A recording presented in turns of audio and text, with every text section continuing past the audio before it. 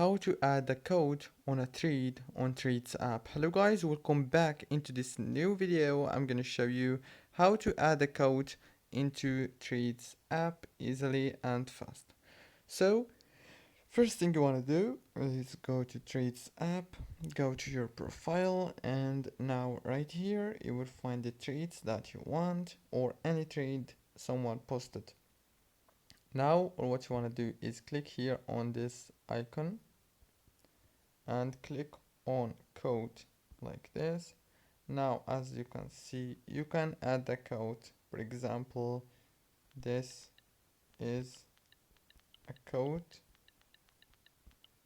and now click on post, and that's it.